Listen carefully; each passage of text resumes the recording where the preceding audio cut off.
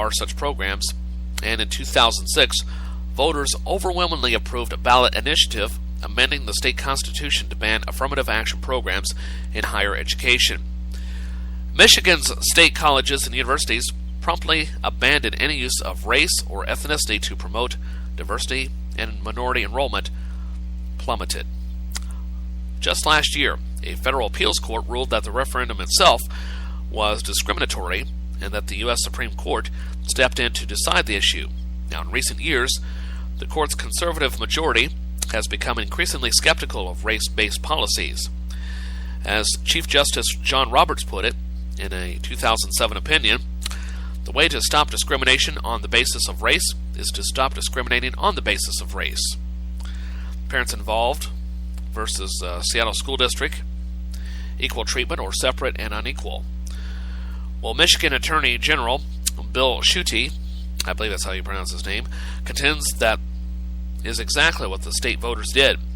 What the Michigan citizens did and said in a vote by 58% of the people is that it's wrong to treat people different on the basis of your race or color of your skin.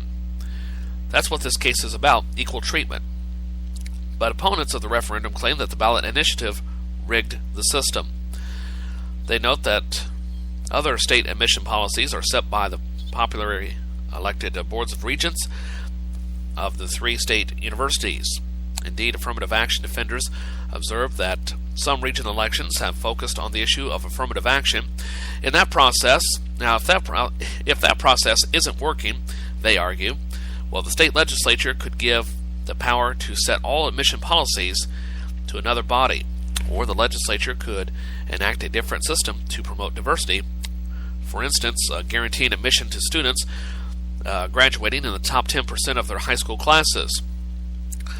Well, the Supreme Court opens its new term this week. Despite the shutdown, the Supreme Court opens its doors for a new term.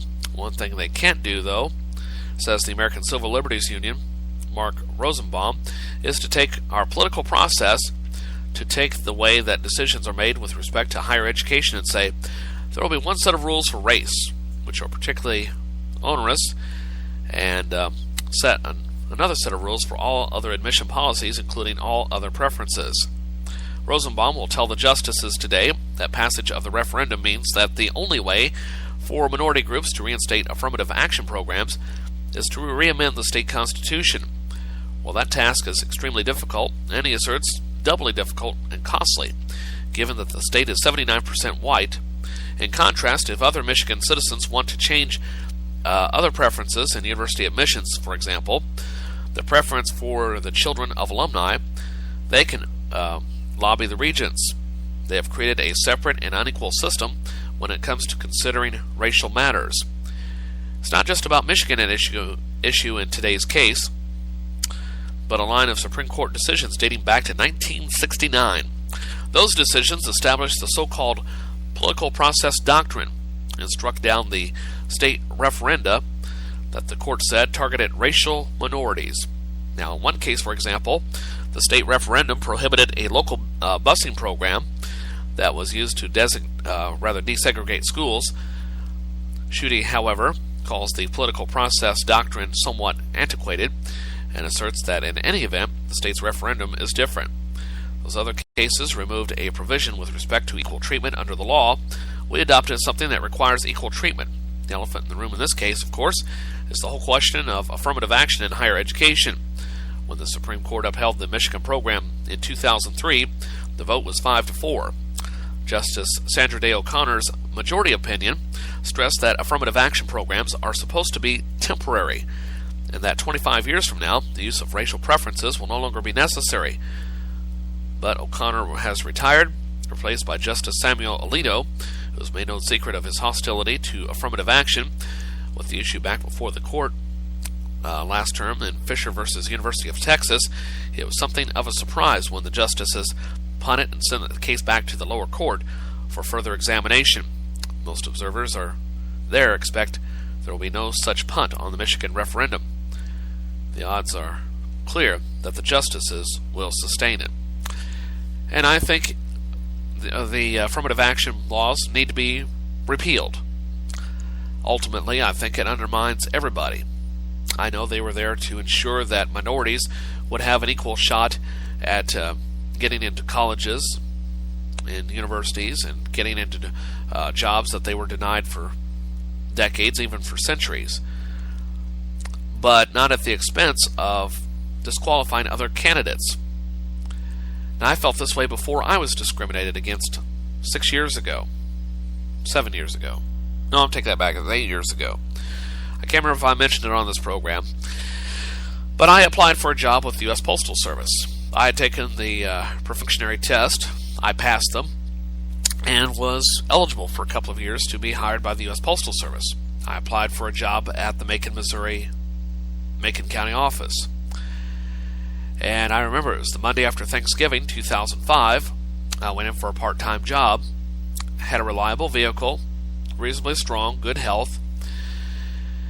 But I could tell the moment I walked in that I was not going to get hired. I was outnumbered 3-1.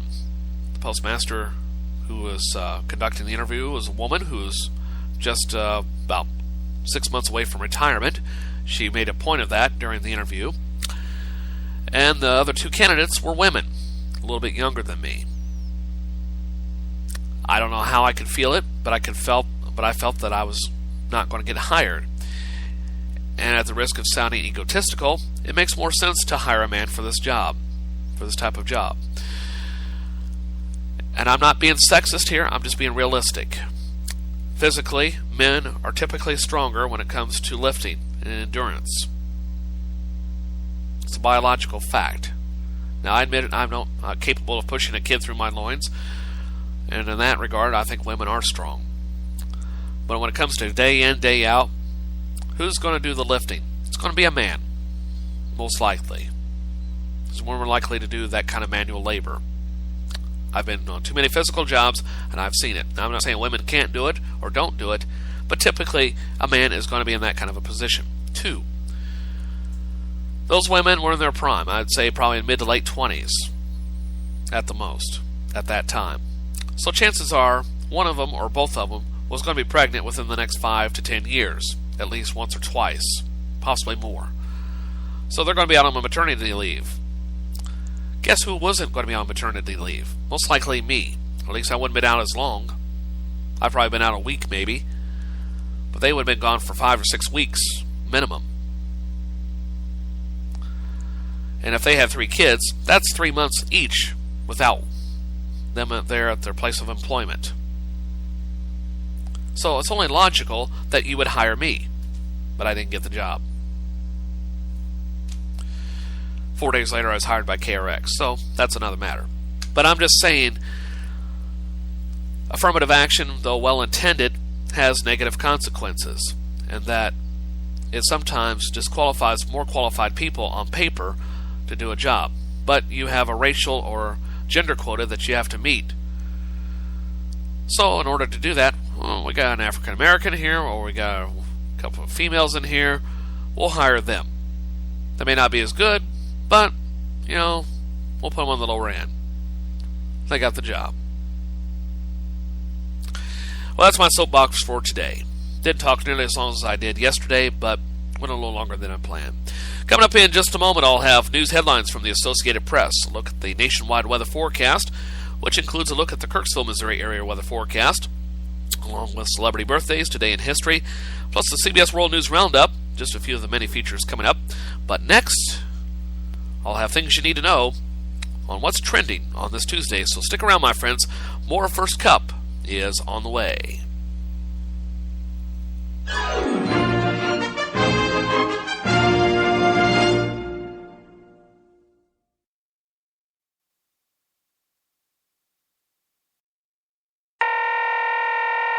McGruff here. The crime dog? Yep. I think I'm gonna need your help. I've got an internet bully. Okay, well, what you do is... Maybe you could put a virus on her computer. Or a tracking device. Or a bug. You don't have to do that, all you... Or maybe we could get an attack dog. You ever see those attack dogs that can, rip a person's arm off? Seriously. Or like a SWAT team. A cyber SWAT team or something. Or like an army. Did you ever see that zombie army movie? We should get a zombie army. Wait. All you need to do to stop an internet bully is delete their messages and never forward them on. So, no zombies? No zombies. Bummer. Delete cyberbullying. Don't write it, don't forward it. For more information, visit ncpc.org. A message from the U.S. Department of Justice, Crime Prevention Coalition of America, National Crime Prevention Council, and the Ad Council. Poor little lambs who have lost our way. Ba, ba, ba.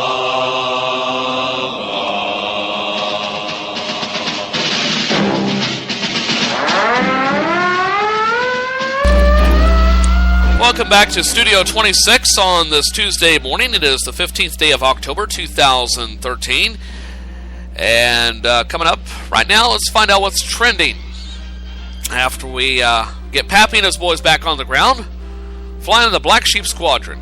I haven't seen this show in a long time.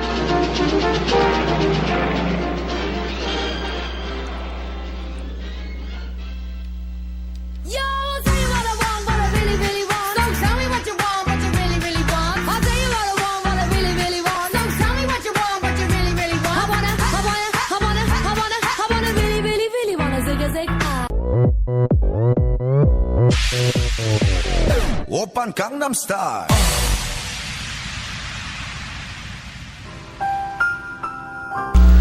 And now, things you need to know on this Tuesday, the 15th day of October. First of all, released on DVD today, The Heat, Pacific Rim, The Colony, Kevin Hart, Let Me Explain, Arrested Development, the 3 original seasons, Bewitched, the complete series, I Dream of Jeannie, the complete series, and The Partridge Family, the complete series. Today is Take Mom and Dad to Lunch Day. You should totally do this. It won't cost a dime since you know Mom and Dad will be insistent on paying anyway. In News Attack today, 3 Americans won this year's Nobel Prize for Economics. They prove that when you factor in tax, McDonald's dollar menu really isn't a dollar menu. And Obamacare regulations 30 times longer than the law itself. Don't try to print the Obamacare regulations on your home printer, or you're likely to run out of ink many, many times. A new report says the regulations for the Affordable Care Act has grown to a whopping 11.5 million words, which is still about a million words short of a typical President Obama speech when you think about it. In the wacky but true files, man playing with gun shoots sleeping neighbor. Please tell me this was in the South. Police in Nashville. Yep. Ding, ding, ding, ding, ding, ding, ding. Police in Nashville have arrested a 22-year-old man, David White, after a gun he was playing with accidentally discharged, firing a bullet through his floor into the apartment below and hitting a sleeping woman in the shoulder. She's listed in stable condition. Oh boy. And finally, Walking Dead sets record with 16.1 million viewers. AMC says they saw some huge ratings during the Breaking Bad's finale last month, but that was nothing compared to the premiere of The Walking Dead. The zombie show brought in a record-shattering 16.1 million viewers Sunday night. In comparison, the finale of Breaking Bad brought in 10.3 million viewers. And to date, I have never watched The Walking Dead, and I have no interest in it. It just doesn't appeal to me, bub. Someday I may watch it, but I've been saying that about The X-Files for 20 years, and I haven't gotten around to it either. We'll have a look at the nationwide weather forecast in a moment. Right now, though, it's time for What's in the News. This is AP News Minute. Senate Majority Leader Harry Reid and Minority Leader Mitch McConnell could have a deal to reopen the government by Tuesday. However, it's unclear if the House will go along with it. A magnitude 7.2 earthquake struck the Philippines Tuesday, killing at least 32 people. San Francisco Bay Area commuter trains will run Tuesday as a federal mediator reports progress in talks over a new union contract. In New Mexico, police want to question the operator of a ranch for troubled youth as they investigate allegations teenagers were abused there. Mexico Governor Susana Martinez says evidence collected from the ranch supports the allegations. Matt Small, The Associated Press, with AP News Minute. Winter weather warning right now. Here's a lot.